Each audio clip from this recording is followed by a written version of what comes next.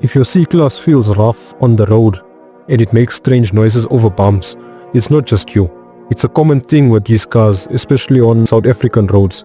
Let's take the C180 for example. The owner said that it felt bumpy, unstable. It also made knocking and squeaky sounds on the front. Nothing major, the front shocks were worn out, so we just replaced those. Sometimes it's the control arms, but a simple part replacement brings back that comfortable feeling that you can call Mercedes.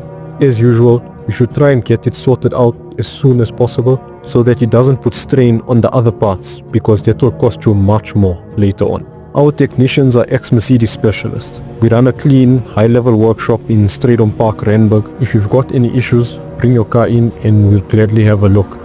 We offer you dealership level service but without the dealership prices.